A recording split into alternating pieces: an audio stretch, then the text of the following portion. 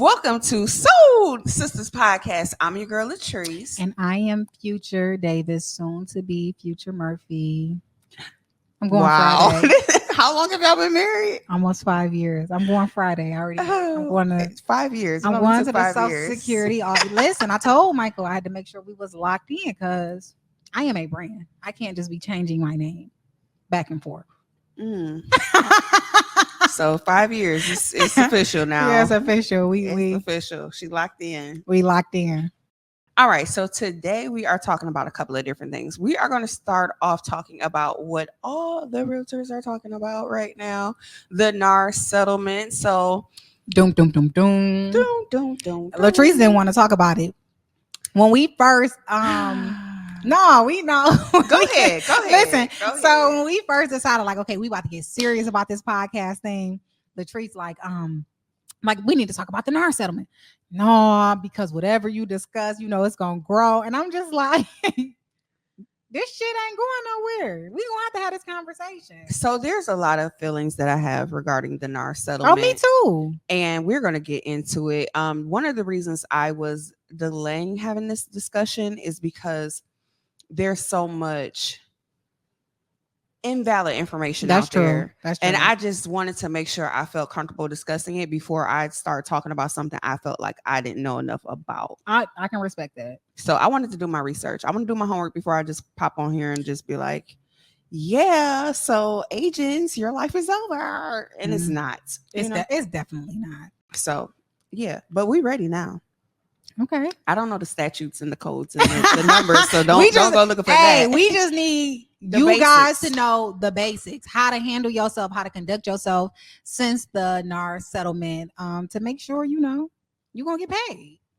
So after hours and hours of training on this very topic, and I'm sure it's not over, but no, of course not. Of course not. We're just getting started. But from what do you call it? The little yellow and black book when it's like something for dummies or whatever, basically when you like the Cliff Note version. Oh, we gonna have that. Oh, that's what we doing. NARS for dummies. We doing NARS for them. Well, no, we don't want to call them dummies.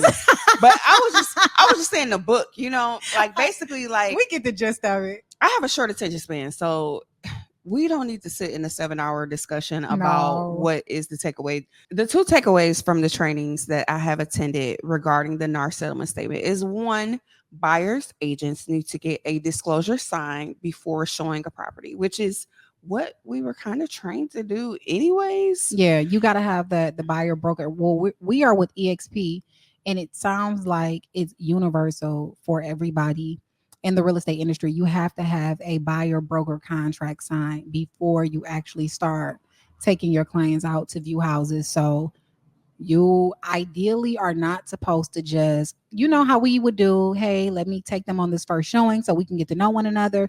No, you need to have that buyer's consultation. You should have a buyer consultation anyway, but you need to have that buyer's consultation and make sure during that buyer's consultation, you can explain your value propositions, because you have to have that buyer broker contract signed.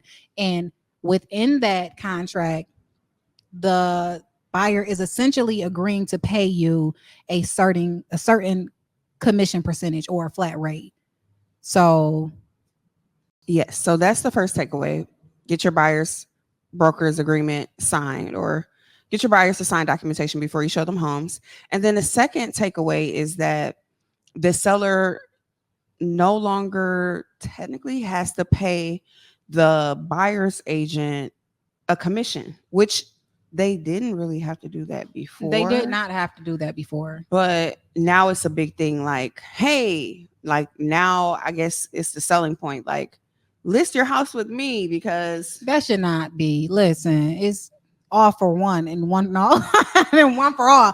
That should not be one of your value propositions is, hey, I'm going to sell your house and we don't have to pay anything. Now, it needs to be made clear that they are not responsible for the buyer's commission, the buyer's agent commission. Everything is negotiable. They have just literally spelled it out for us. But like LaTrease said, it has always been negotiable. LaTrease and I, remember you helped me when I got that listing in Ann Arbor. You helped me feel more comfortable and gave me some tips. I sold a house in Ann Arbor And at the time, it was one of my biggest sales. And I was nervous because it was a straight up like listing appointment. It wasn't like, They I were know shopping they were realtors. shopping realtors and I wanted this listing. And when I went, me and the homeowners went back and forth for about an hour and a half, 2 hours, because I was not leaving. I went old school realtor. I was not leaving that table without my contract being signed. And one of the things that I had to agree to was to take a commission less than what I was used to taking. We went back and forth about it and we came to a mutual agreement on what I would be paid and what the buyer's agent would be paid. But nonetheless, it was a negotiation. I could not just run in there and say, okay, you're going to pay me this. You got to pay the buyer's agent this. It was like, okay, this is what I'm comfortable paying you. Do you want the job or not? And essentially, we worked out something that worked for me and worked for them, but it was a negotiation. It's been negotiable. Yes. So everything is negotiable. And some prices are going to appeal to some realtors and some aren't. My issue, or I shouldn't even say issue, but my confusion with this NAR settlement is the fact that we're arguing that buyers agents don't deserve to be compensated. I think that's a lot of content that's out there is like, oh yeah, they don't deserve to be paid. And in my opinion, the buyer's agent works harder than a listing agent. I would love to only get listings. I mean, it depends on the clients because some I don't know. sellers, some maybe I didn't done it all. Some sellers are easier than others, and the same thing with buyers. I've had buyers who have been on point. Like I can think of one particular buyer. Her name is Nicole. I love you, Nicole. I did multiple deals with her husband, and when it came for them to buy their home that they live in now, she had did all the research. Like she was like, "Okay, future, I just need you to walk me through this house, but I pretty much know this is my next house." Mm-hmm. And when we walked it, I got the right to offer. And then we have those clients where we shop for 7 months until they For find the years. house that is just perfect for them. So I think that it varies. It's person to person, regardless to if it's the buyer or the seller. Yeah, so no complaint about either because I like being a listing agent and I like being a buyer's agent. But just in my experience, like They be working you.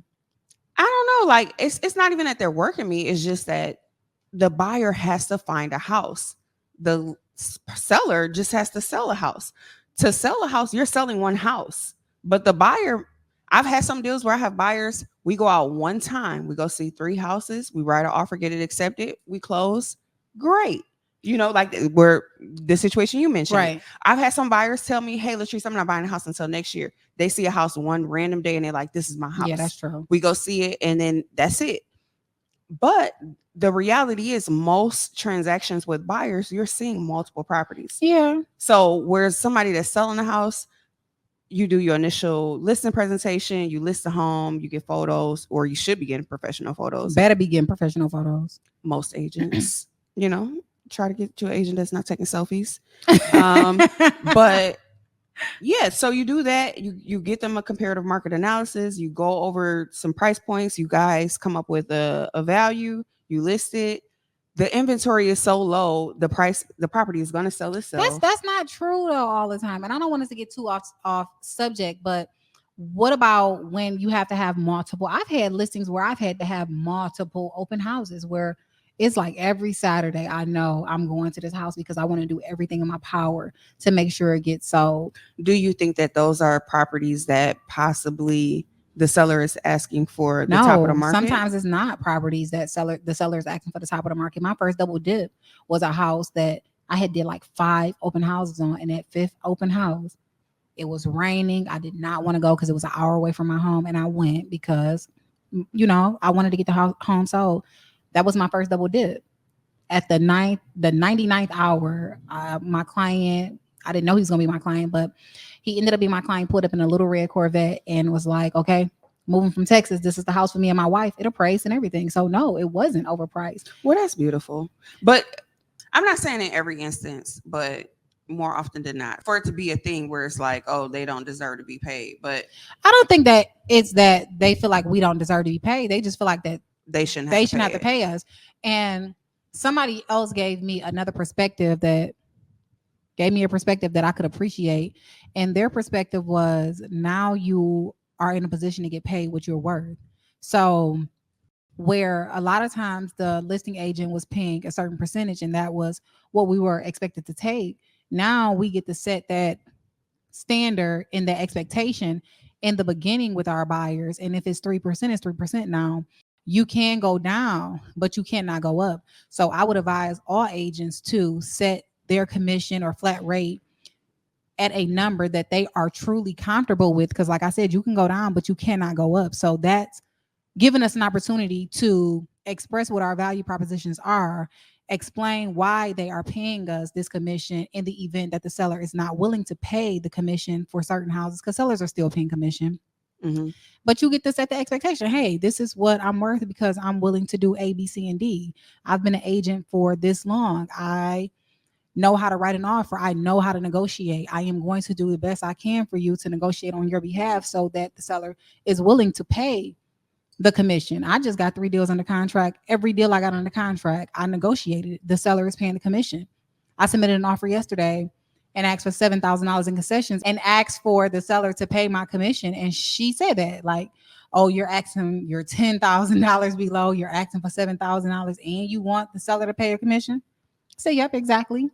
Okay, I'll present it, but I don't know. I said, okay, well, let me know when you know. She sent me back the signed offer today with the seller paying my 3% commission.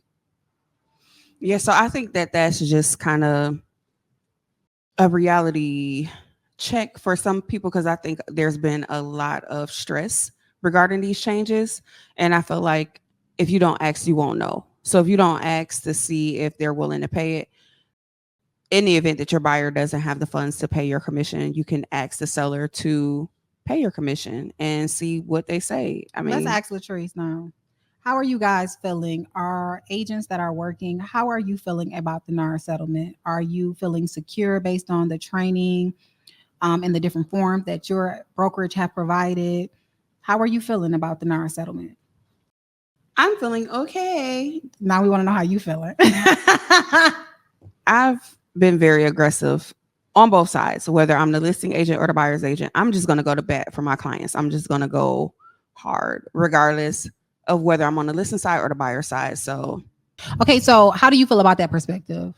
You know, you were like, you know, they don't want to pay us, but how do you feel about that perspective? What I just said, you know, now we're in a position to get paid what we are worth. I feel like it's a double-edged sword. So you have some of the sellers that were saying, okay, well, I shouldn't have to pay the buyer's agents, X, Y, and Z. But then I talk to sellers agents or listing agents that are saying, hey, they're not changing their commission. They're still going to get paid that same amount regardless. So if you sign a contract with somebody for 5-6% and that's only covering one side, I mean, I don't know. How my conversation with my buyers have been going lately since we've made this change and this transition is just, hey, this is what's new in the industry. You know, this is what I charge. This is why I charge what I charge, explaining to them who I am as an agent. And a lot of times they know who I am, but if they do not, or if I feel like they do, just explaining who I am as an agent, letting them know I will advocate for them and try to get my commission paid by the seller. In the event the seller will not pay the commission or the full commission, it will be their responsibility. I haven't had one person say no. I know my clients who cannot afford to pay the commission because we know it's some clients that barely have their closing costs, but that does not mean that they do not deserve to be a homeowner. Mm-hmm. Hey, if I call or we write an offer where the seller cannot pay the commission or is not willing to pay the commission, this may not be the house for you if you want to work with me because we cannot work for free. And I don't think anybody who is working with you and appreciates your expertise would even want you to work for free. And when I've had that conversation as well, like, you know, we may not be able to bid on certain homes if they're not willing to pay the commission because you don't have the extra money. Is that okay? It's always been yes. Yeah. I think that we've established ourselves enough to the point where our clients can appreciate and recognize our value propositions. Right. So when I have conversations with my clients, I don't really ask them to do anything that they aren't willing to do. That's right. So when I have a conversation with them, I had a client the other day tell me he was in tears. Like I was just like, we almost, we getting ready to wrap up. We getting ready to close. And he was just like, I can't believe this is happening. So I think that they can recognize and appreciate our effort to know that we deserve to be compensated. Right. Just like you don't go to work for free. Why would you expect your realtor to do anything for free? And this is how they feed their family. Right. So I don't know. I guess I'm not really worried about this settlement. Just I feel like we're in an industry that's ever changing, whether it be the rates changing, whether All it the be time. laws or rules or whatever. It is what it is. We'll figure it out. We'll navigate this space. And it is like, it is what it is. A lot of people may not want to hear this, especially real estate agents, but the cream will rise to the top. You know what I'm Oh, saying? yeah. You are in a position where you have to show up for your client, because we're not going to sit here and pretend like, and it's no bashing. I love this industry and I hope to work with all professional real estate agents, but some people are not professional Hmm. and they are still getting paid a commission. We have all been listing agents and had to deal with a buyer's agent that is not willing to do their job, where we end up having to do both sides. I know I've done that more than Hmm. once, where I had to step up to make sure that my clients got their home sold, and that meant taking over the deal. You know, Yeah.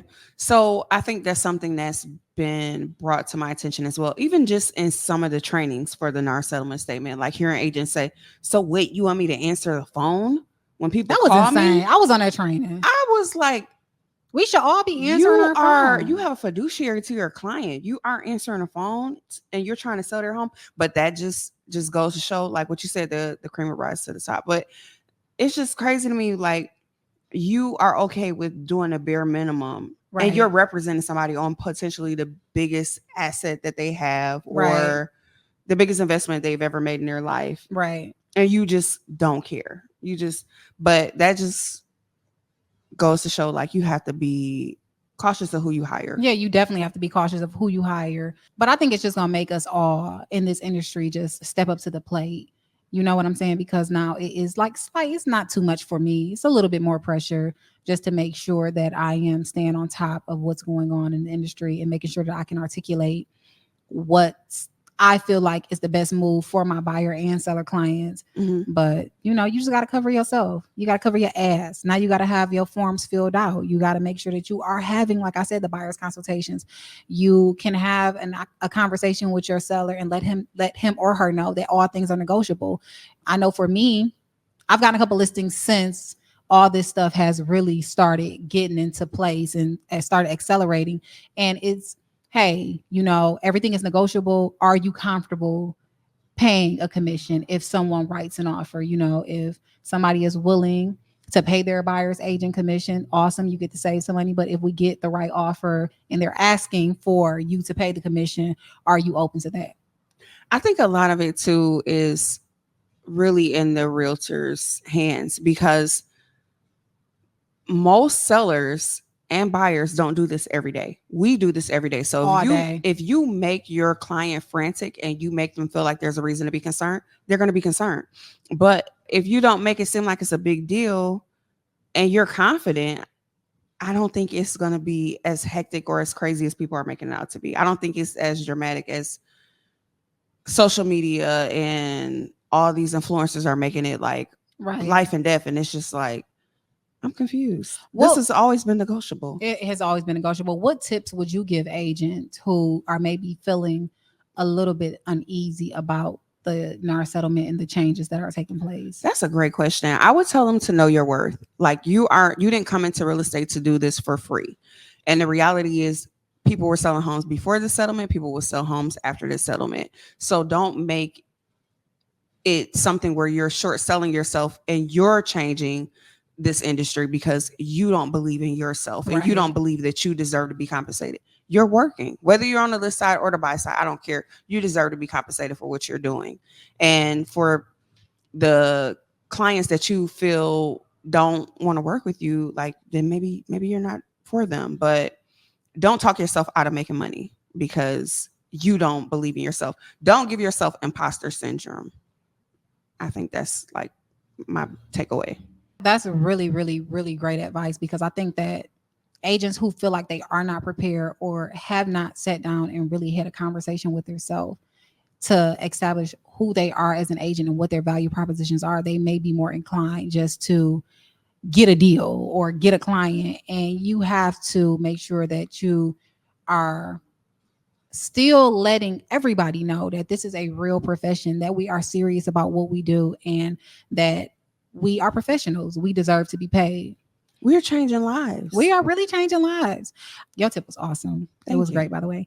But the tip that I would give any agent that is feeling uneasy is just educate yourself. A lot of times when you are feeling uneasy is because you are unprepared. So prepare yourself. Take the time to make sure that you understand the forms. If you do not understand them, don't be afraid to talk to your broker, or if you have a team lead or even a friend in real estate that can help you gain understanding on what the forms are spelling out right now, and partner up. Have, you know, role playing sessions for listing presentations and for buyer consultations so you can be prepared. When you're prepared, most of the time, you don't have that anxiety that you have when you are not prepared. We have all been there, not being prepared and a little shaken up when it's time to perform.